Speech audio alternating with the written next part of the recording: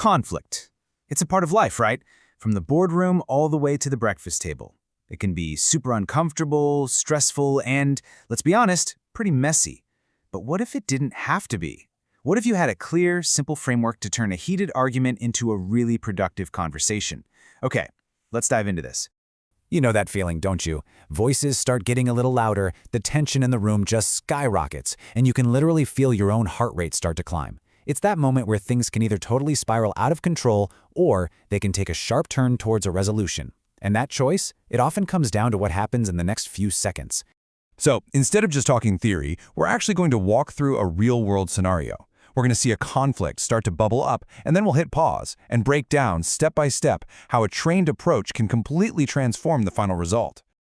Okay, so here's the scene. You've got a customer at a service desk, and they are clearly upset. Their voice is raised, they're pointing angrily at a bill.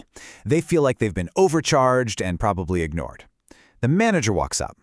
This right here, this is that critical moment we were just talking about. What happens next? All right, let's pause the action right there. Before our manager even says a single word, the most important work is happening inside their own head. And this quote, this is the key. The very first step in de-escalation is recognizing that from the other person's point of view, you might be the obstacle. That's a huge, powerful shift in perspective. So, the crucial thing to get is this. You have to consciously change your role. You're not their opponent in a fight. You're a facilitator. You're a guide. Your job is to steer this conversation away from that high-emotion place and toward a professional, results-oriented discussion. And why is that mindset shift so critical? Well, it's because of this, the human defense wall. When any of us feel attacked or threatened, our brains just instinctively go into protection mode. We react with our hottest, most negative emotions. The customer's wall is way up. The manager's job isn't to trigger their own wall, but to actually help lower the customer's. So how do you stay in control when your own defense wall wants to shoot right up? You pause, and you ask yourself two really simple, clarifying questions. First, what do we really want here? Well, the answer is a happy customer and a fair outcome. And second, what is our bottom line? This helps you define your non-negotiables. This little internal check-in slows you down and focuses you on a high payoff goal, not some low payoff argument.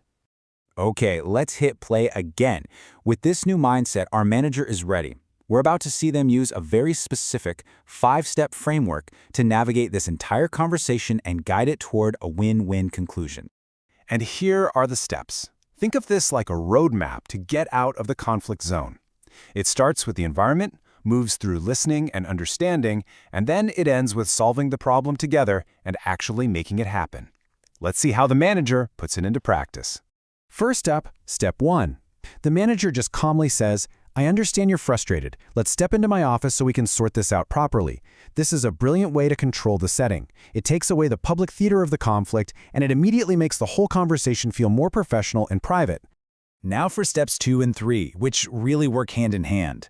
Once they're in the office, the manager just lets the customer vent. They get it all out, the frustration, the anger, all the details. The manager doesn't interrupt, doesn't get defensive, they just listen. This lets all that steam escape. Then they move into active listening. Now what's really interesting here is the precision of this language. This is step 3 in action. The manager isn't agreeing with the customer. They are simply proving that they got the message by paraphrasing it back. This simple act is unbelievably powerful. It confirms to the customer that they have finally been heard, and that dramatically lowers their defenses. And here it is, the pivot, step 4. Instead of just offering a solution, the manager asks this question. This is a total game changer. It instantly shifts the customer from being an adversary into a partner in finding a solution. It puts the ball in their court to propose a reasonable outcome and invites them to collaborate on a fix. And that brings us to step 5. Let's say they agree on a solution, a credit to the account. But the process isn't over. The manager immediately makes the adjustment right there with the customer and gives them a confirmation. See, a resolution without immediate follow-up is just an empty promise. It's the execution that builds back trust. So the immediate crisis is over. The customer leaves feeling heard and respected.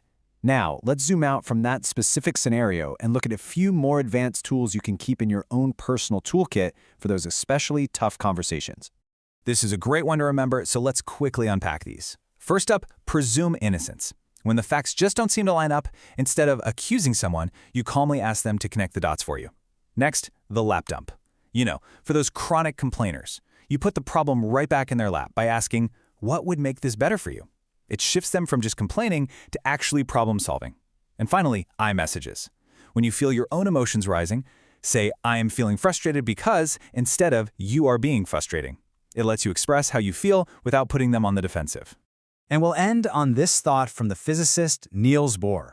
In most conflicts, it's not a simple case of right versus wrong. It's often two people, each holding their own profound truth. The customer's truth is that they felt overcharged. The company's truth might be that the charge was correct according to policy. The art of resolution isn't about deciding which truth wins. It's about building a bridge between them.